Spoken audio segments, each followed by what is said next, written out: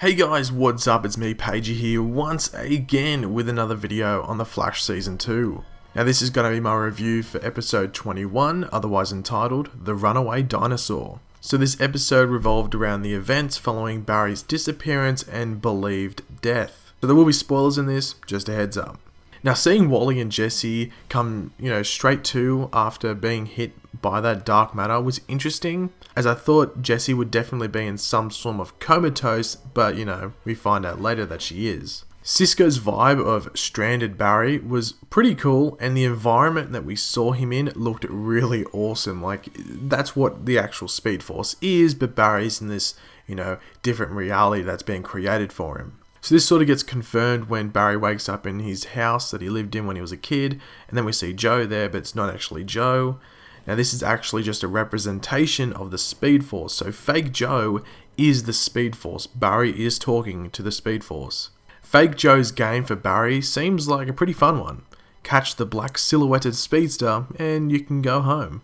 Henry's look when Cisco and Iris were explaining the whole Harrison Wells from Earth 1 and Eobard Thawne thing was hilarious. He was just like, okay, this is just too many words being said at once.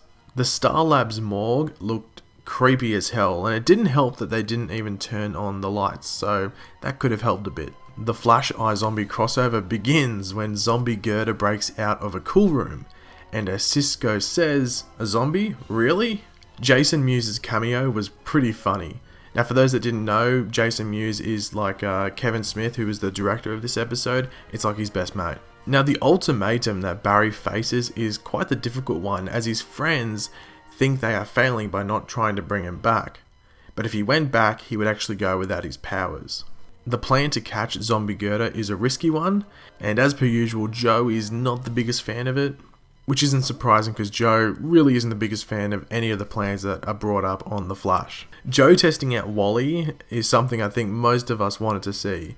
Is he a metahuman? Does he have speed? It's ticking us off a bit, isn't it? The feels for this episode would have to have been when Barry talked to his mother, even though it wasn't his real mother, but it was sort of hard to tell. It was like a connection between the two.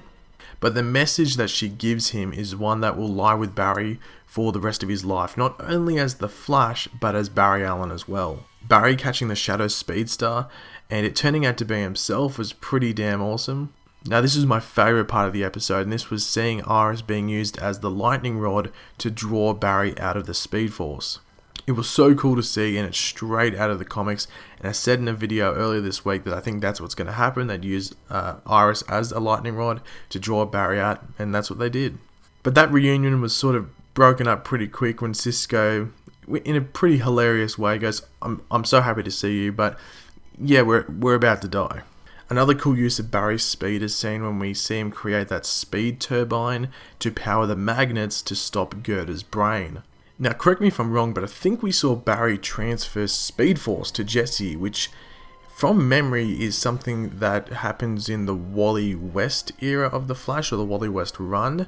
I might be wrong, but it's going to be interesting to see if that actually ignites her powers, because I said earlier this week, it could be something along the lines of that, like it's an engine within herself, and then if there's like a spark or something and it ignites that engine, and boom, she has speed. So I don't know, it might be a bit of a wait until we see Jesse zooming around, if you know what I mean. Now the last scene with Zoom and Caitlin set up so much for next episode, as we see Zoom's metahuman army meeting in the Central City Police Department.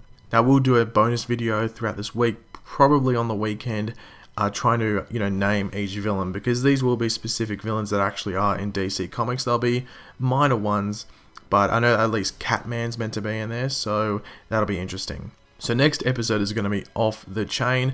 We have Earth 2 Black Canary / Black Siren as well, so we've got something to look forward to.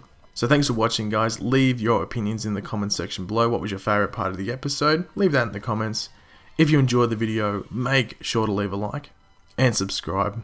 If you're new, I'll catch you later, guys, and goodbye.